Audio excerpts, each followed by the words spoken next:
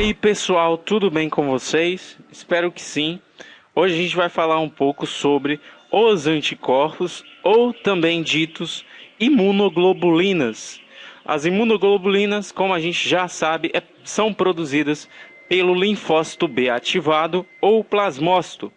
Se você ainda não teve essa explanação, veja aqui nesse link a ativação do linfócito B e você vai ficar por dentro.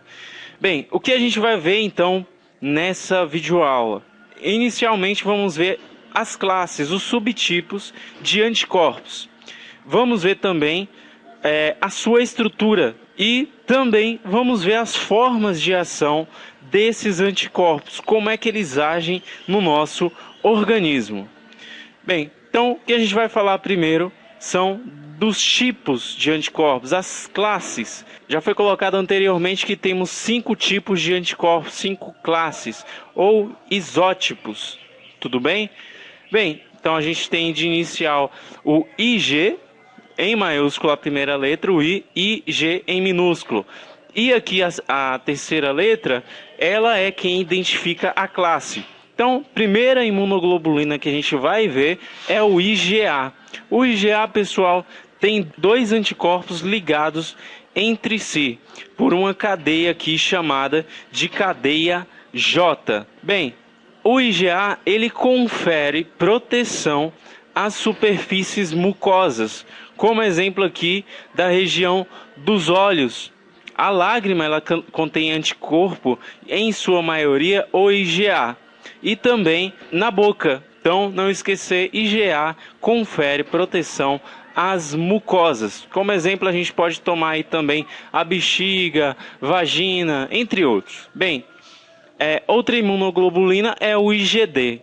O IgD ele não tem muito bem esclarecido qual é a sua função, mas como a gente já viu lá na ativação do linfócito B, essa imunoglobulina, que é um monômero, ou seja, só um anticorpo, não tem ligação com nenhum outro, ele está presente como um receptor de célula B virgem. Então, de certa forma, ele tem a função de reconhecimento do antígeno para poder dar início aí à ativação do linfócito B. Tudo bem? Bem, próxima imunoglobulina é o IgE. O IgE, pessoal, também é um monômero e está relacionado aí com as alergias. Então, as alergias é um dos tipos aí de reações de hipersensibilidade. O IgE, então, é quem está presente nesse tipo de situação. Além disso, o IgE ele também é muito eficaz no combate aos vermes parasitas, os eumintos. Então eles combatem muito bem, conseguem controlar muito bem esse tipo de invasor no organismo, IgE.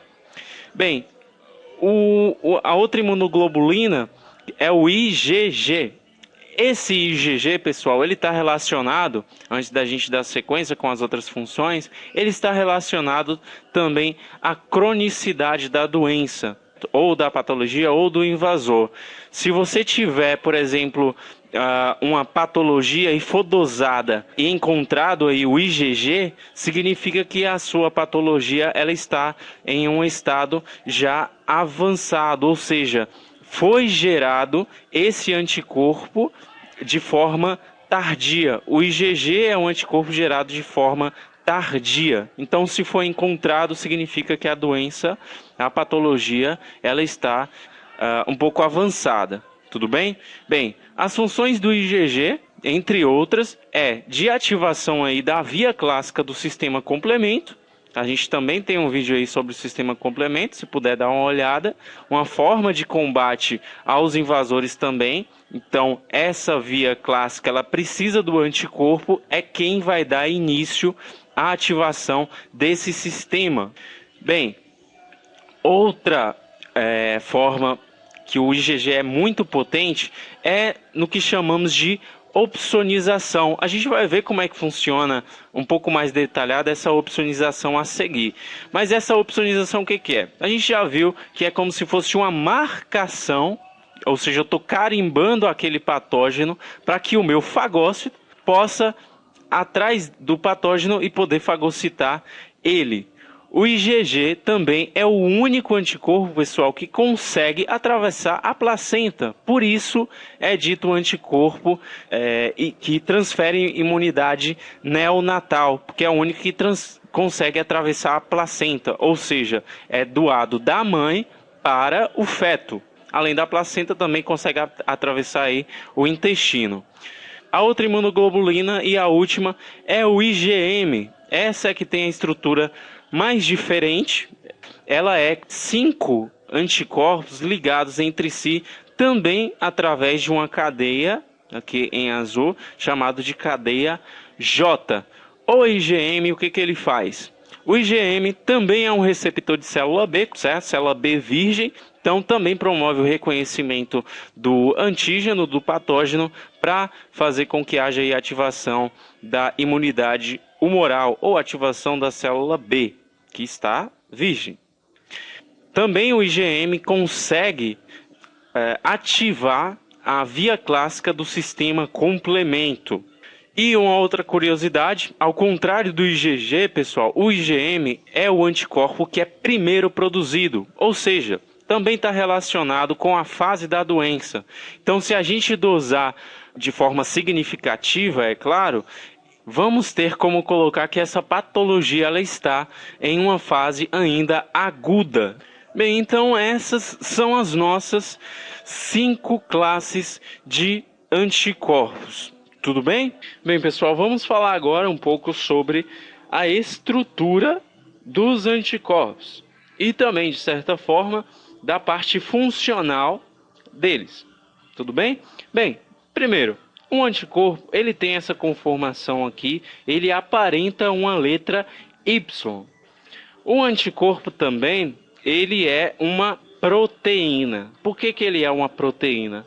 Porque na estrutura básica de uma proteína, que é formada pelos aminoácidos, a gente também tem as partes fundamentais. Então a gente tomou aqui essa imagem, que representa um aminoácido qualquer, e a gente consegue identificar aqui e no anticorpo as mesmas regiões. A primeira delas é a região chamada de aminoterminal. Aqui no anticorpo elas estão localizadas na parte superior, aqui eu represento com a letra N, chamo elas de aminoterminal.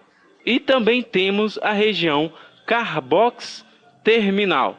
Aqui temos ela representada, e aqui no meu anticorpo elas estarão localizadas nas partes mais inferiores do anticorpo, representadas aqui pela letra C. Bem, estruturalmente, a gente também tem o anticorpo formado por 2 cadeias. Essas cadeias menores aqui são chamadas de cadeias leves. E essas maiores, são chamadas de cadeias pesadas. O que diferencia uma cadeia da outra é exatamente a quantidade de aminoácido que estão presentes nessas cadeias. Certo? Então, a cadeia pesada tem uma quantidade maior de aminoácido que a cadeia leve. Essas duas estão ligadas entre elas e entre si, no caso da cadeia pesada, por pontes chamadas de pontes de sulfeto. É o que as mantém unidas. Então, essa é a conformação, essa é a estrutura básica de um anticorpo. Agora a gente tem, como eu disse, a parte estrutural funcional do anticorpo. Também temos 2. Essa primeira aqui que está destacada em amarelo, chamo ela de região FAB, F-A-B. A FAB, pessoal, é a região onde o anticorpo ele vai se ligar ao patógeno, vai se ligar ao antígeno, certo? E a região FC é a região do anticorpo que não se liga ao antígeno, é a parte que vai ficar exposta. A gente vai entender logo mais porque é importante que essa região fique exposta. Bem, nós já sabemos que o anticorpo, para que ele tenha especificidade para o patógeno, ele passa por determinados processos de seleção. E a região estrutural dele, que dá para ele a possibilidade de reconhecimento do seu patógeno específico são regiões chamadas de regiões variáveis. Essas regiões aqui, pessoal, que ficam o mais próximo possível das regiões aminoterminais, elas são extremamente polimórficas. Polimórficas quer dizer que elas podem mudar constantemente para que possam reconhecer o patógeno que foram programados para poder combater. Então, se, por exemplo, esse anticorpo aqui se ligar a um patógeno que não é específico para ele, essa parte aqui ela vai mudar para poder ter a ligação, só que o anticorpo não vai promover sua ação, porque não é específico para ele. O contrário é que quando ele encontrar o patógeno específico, essa região também vai sofrer uma modificação, ele vai conseguir reconhecer graças a essa modificação e vai poder promover o seu efeito. Então a região variável ela é muito importante para que o anticorpo ele tenha essa capacidade de reconhecer uma variedade extremamente grande de patógenos. Bem, uma outra função, pessoal, digamos assim, da região variável dos anticorpos é que elas diferem, certo? Elas podem ser usadas para diferenciar anticorpos que estejam presentes nos mesmos grupos, nas mesmas classes. Então eu tomei aqui como exemplo a classe IgG. Para a gente compreender melhor, um exemplo. Se ao mesmo tempo um organismo for infectado por grupos de bactérias diferentes, de diferentes espécies, o organismo tema imune ele vai gerar anticorpos para os dois tipos, correto? Só que, como um patógeno ele é diferente do outro, a classe que for gerada de anticorpos, tomando como exemplo aqui o IgG, se eu gerar IgG para os dois tipos de bactérias, os anticorpos gerados eles vão ser diferentes. Isso porque o anticorpo é específico. Então, esse primeiro grupo da primeira infecção vai ser gerado IgG, certo? E o segundo grupo também. Só que eles vão ser diferentes porque o patógeno é diferente. E o que vai diferenciar um do outro é exatamente a região variável, certo? Então, a região variável também serve para eu diferenciar anticorpos que estejam no mesmo grupo. No nosso exemplo aqui, eu tomei a classe IgG. Então, eu posso ter um IgG diferente do outro, porque o patógeno também é diferente um do outro, correto? Bem, a outra parte aí do anticorpo que a gente tem é a parte chamada de constante.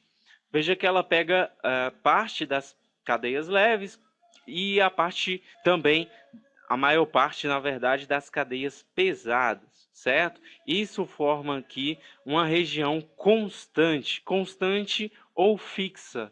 Tem esse nome porque, ao contrário da parte variável, da região variável, elas não mudam. Então, tomando aqui o mesmo exemplo, mesmo que a gente tenha aqui o IgG diferente um do outro, as suas regiões constantes, elas são iguais, certo? Então, todo IgG, por exemplo, vai ter a mesma região constante, vai ser igual para todos os IgGs. Agora, é diferente de classes diferentes. Então, se eu tiver um IgG e um IgM, essas regiões aqui constantes ou fixas, elas vão ser diferentes nesses grupos, tudo bem? Então, recapitulando, a região variável ela tem a função de reconhecer uma grande variedade de antígenos, certo? Também serve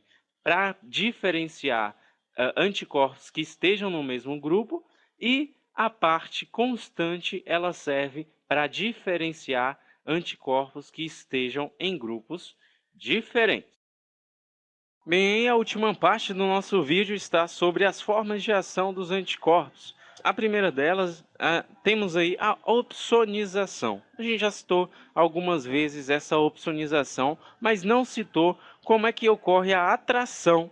Então vamos ver como é que acontece. Temos aqui, em primeiro lugar, o patógeno. Esse patógeno, em um primeiro momento, vai ser opsonizado. Geralmente são anticorpos do tipo IgG.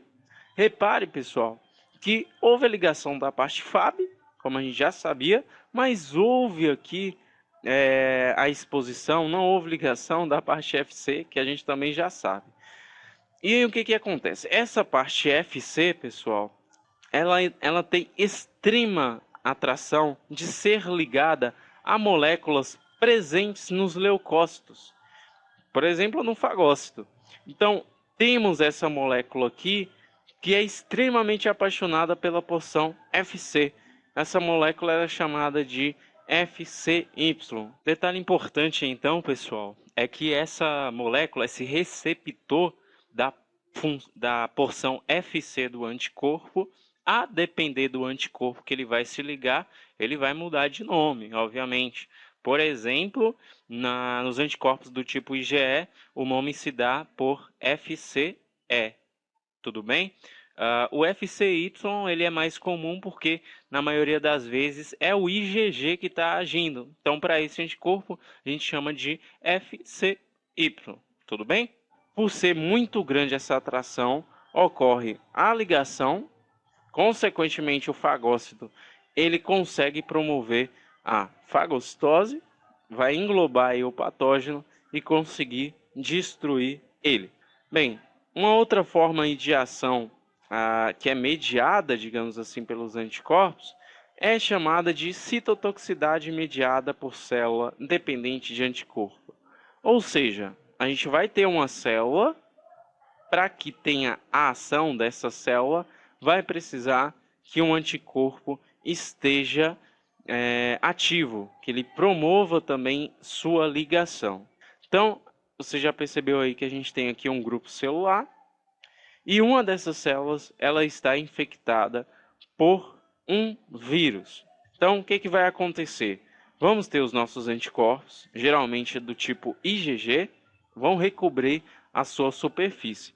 Dessa forma, a célula NK, que também possui aquela molécula FCY, esse ligante, esse receptor de FC, vão se ligar de forma covalente e isso vai acarretar na sua ativação. Isso vai promover a sua liberação de enzimas, perfurinas, que vão ter a função de destruir a célula, consequentemente também do agente invasor que estava dentro da célula. Claro, pessoal, que a gente já sabe que a NK não age só com a ação aí dos anticorpos. Essa é uma das formas, certo? Que os anticorpos conseguem interagir com essa célula. Uma outra forma que a gente tem de ação dessa citotoxicidade é através do combate contra parasitas eumintos.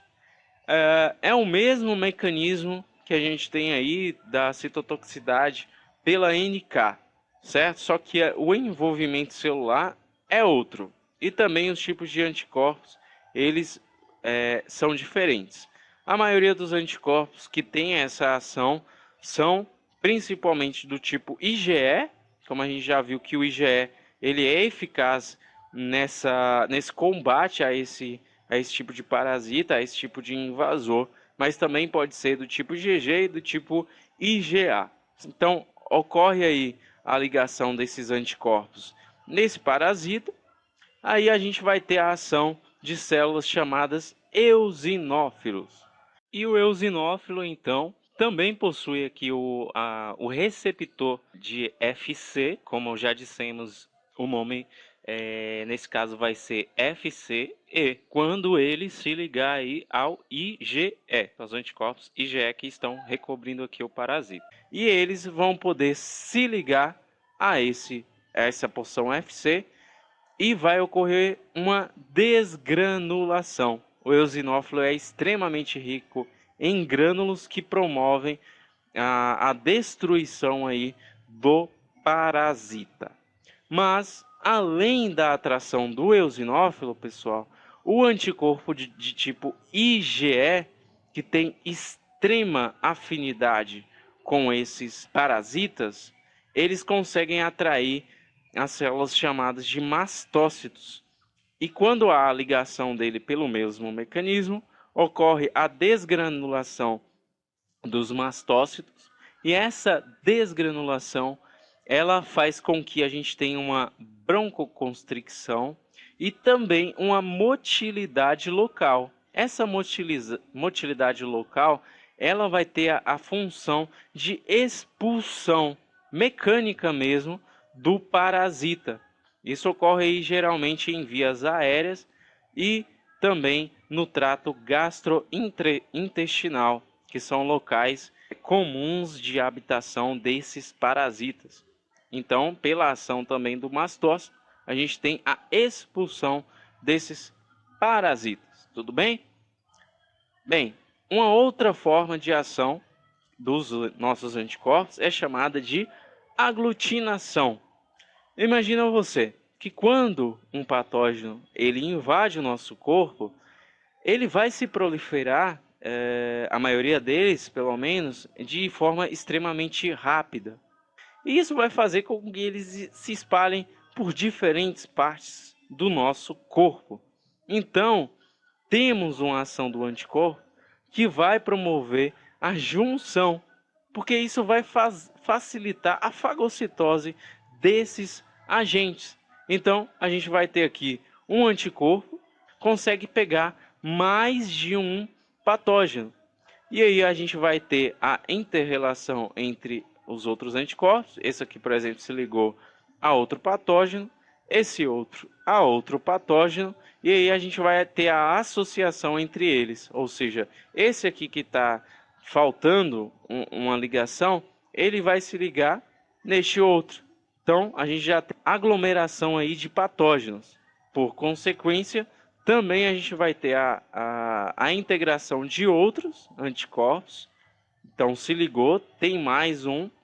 E aí ocorre a aglutinação propriamente dita, para que tenha aí a junção em um só local, para que possa facilitar a ação aqui da nossa célula fagocitária. Consequentemente, vai ter a ligação do seu sítio, porção FC, com o FCY, e ele vai fagocitar muito mais patógenos de uma só vez. Claro que isso vai me dar uma eficiência muito mais elevada. Bem, claro, não deixar de ressaltar que a imunoglobulina, que é muito eficaz nesse tipo de ação, são da classe IgM. A gente viu que IgM ela tem pode ter 5 anticorpos ligados entre si por uma cadeia J. E por esse motivo eles conseguem capturar muito mais patógenos do que todas as outras classes. Bem, uma última forma que a gente vai citar aí da ação dos nossos anticorpos, pessoal, é chamada de neutralização. Neutralização não direta do patógeno, mas uma neutralização da ação desse patógeno. Bem, normalmente a gente tem a invasão aqui do patógeno, certo? Esse patógeno, por ligação a receptores celulares de superfície celular, ele consegue promover a sua ação. Por exemplo, uma destruição celular. Pode ser um vírus que vai precisar se ligar a essa célula, pode ser uma bactéria, certo? Mas ela precisa, para que tenha sua ação, dessa ligação naquela célula que ela deseja, entre aspas, claro, prejudicar. Tudo bem? Bem, então essa neutralização como é que ocorre? Vamos tomar aqui como exemplo uma toxina que eu representei aqui de forma triangular. Uma toxina, digamos, de uma picada de cobra, certo? Essa toxina dentro do organismo, ela vai precisar se ligar à célula para promover seu efeito tóxico. Então, o que um anticorpo ele vai fazer? Ele vai se ligar aos sítios de ligação desse patógeno, certo? Dessa toxina, como a gente tomou como exemplo. Então, quando você toma aí o soro antiofídico, é exatamente isso que acontece. Os anticorpos, eles vão se ligar ao veneno, certo? Para que esse veneno não consiga promover a toxicidade. Então, quando ele tenta se ligar ao receptor, não consegue, porque aqui já houve a ligação de um anticorpo. Na maioria das vezes, pessoal, esses anticorpos são de classe aí IgG, está em todas, presentes no sangue e na mucosa, claro, o IgA, também pode ser um IgM. E nesse momento, então, a gente pode ter também a ação das próprias células fagocitárias, já que a gente tem aqui a ligação de anticorpos expondo a sua parte FC. Aí a gente já teria a ação de dois mecanismos em um só. Bem, dessa forma então, pessoal, a gente finalizou aí mais um vídeo. Espero que vocês tenham gostado. As referências utilizadas são do Abas, como sempre, páginas 38 e 137 a 138. E também o livro de microbiologia, que é o Tortora, que foi utilizado da página 507 a 513. Se conseguir te ajudar de alguma forma, deixa aí o seu joinha, se inscreve no canal, compartilha o vídeo no número maior de redes sociais que você puder, pode ser no Face, Twitter. E claro, se você tem alguma crítica, se você tem alguma dúvida, pode deixar aí no comentário. E até a próxima, pessoal!